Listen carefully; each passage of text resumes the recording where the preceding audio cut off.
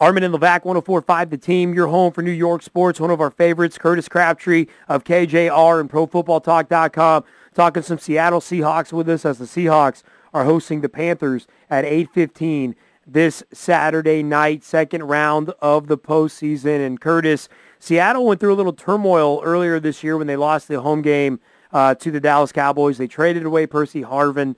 Reports of rifts in the locker room.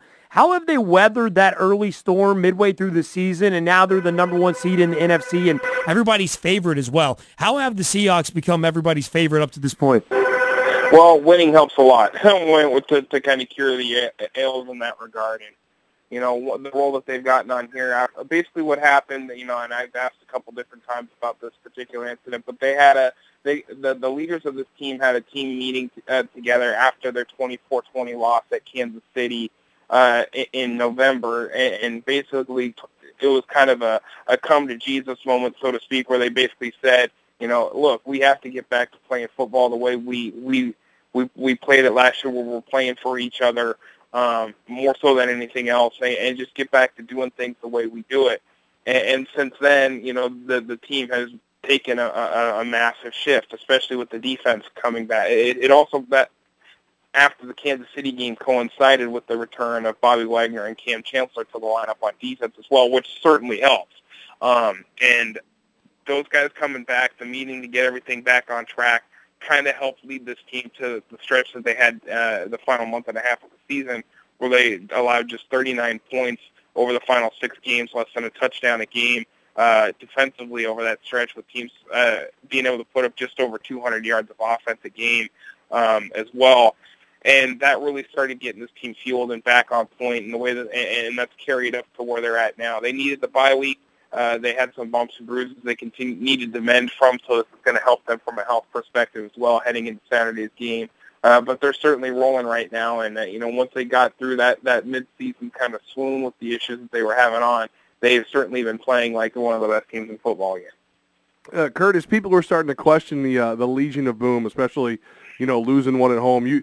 You brought up the guys getting healthy and everything, but are they fully back? Where do they stack up to the Legion of Boom of last year?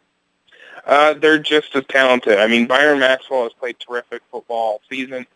He's one of those guys that they're probably not going to be able to keep after this year. He's going to be a free agent, and I would guess would probably make a pretty good paycheck somewhere else around the league, because they've paid Richard Sherman, they've paid Earl Thomas, they've paid Cam Chancellor. You probably can't pay, sizable contracts to all 4 members of your secondary. That's probably not going to make sense in the long run. But he's played terrific football. Their nickelback, who was also Maxwell, and their nickelback Jeremy Lane were also both out for their first game against Carolina back in late October. So both those guys are back for this game as well. Their second-year cornerback Harold Simon has factored in and played pretty well down the stretch too. They're playing. When you're allowing 6.5 points a game and 200 yards a game, yes, there's been a couple of mediocre to just flat bad quarterbacks that they've played over this final 6 weeks, but you're doing something pretty impressive at that point. And the defense as a whole is certainly playing at a high level again, and it's certainly in some categories they're even better than the defense a year ago that led them to a Super Bowl title. So they're playing terrific football once again. Wow, Curtis Crabtree in Seattle, ProFootballTalk.com and KJR. And Curtis, yesterday we spoke to the Boston Globe, and we were told that if there was one team the Patriots were worried about in the postseason, it would be the Seattle Seahawks. In your opinion, is there any team that scares the Seahawks as they look at other teams that are still out there?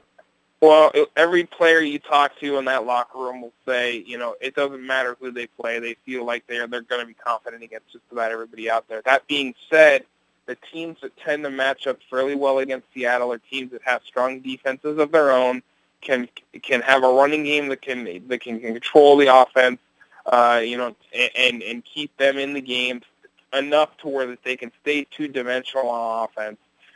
And that's the kind of teams that will give Seattle problems. I think it's going to be very difficult for any team that's left to come into Seattle and get a victory. That being said, there are aspects of Carolina that match up well with Seattle because of that. Their defense has played really strong football as well here over the final stretch of the season to get them into the playoffs Luke Kuechly and Thomas Davis are stellar linebackers. Starlo Tulele and Charles Johnson on that defensive front are great players as well.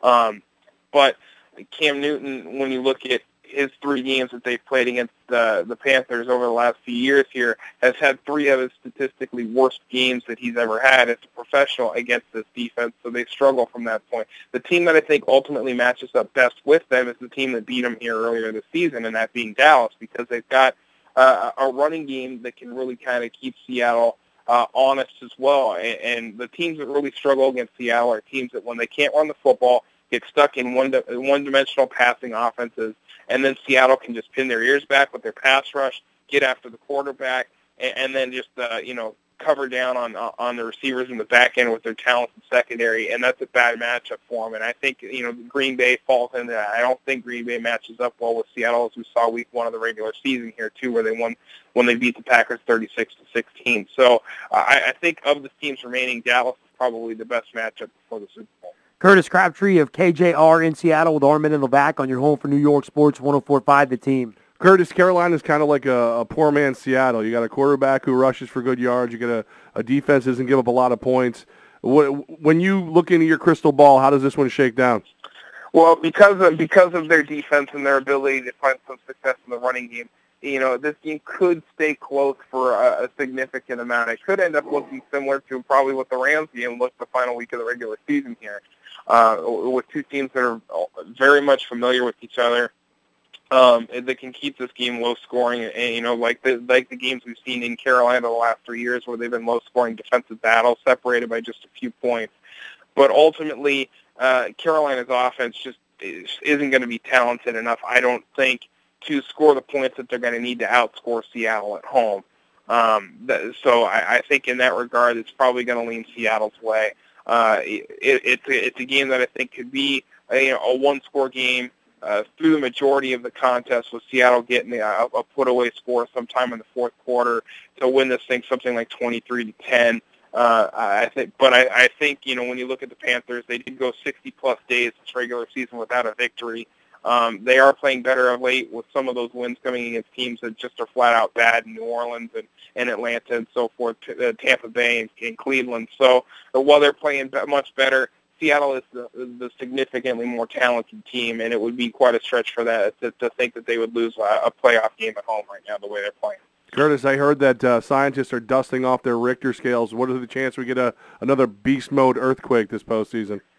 Well, he's still certainly capable of that in that Sunday night game against Arizona with the run that he had against them for a 79-yard touchdown. But those are rare for a reason, because you aren't able to see those kind of plays every day. And if Marshawn is able to put up his typical 85 yards and a touchdown run from a yard or 2 out, they'll certainly take that and kind of just get ready to move on to the next round, I think, at that point, because if they can have that kind of success in the running game again, it should allow Seattle's offense to function at the level it needs to score their points and get enough to ultimately win this game on Saturday night. Curtis Crabtree, baby, KJR in Seattle, also ProFootballTalk.com. Curtis, as always, you the man, and we're looking forward to talking to you throughout the postseason, and here's to the opportunity of talking again with you next week, my friend. All right, thanks, guys.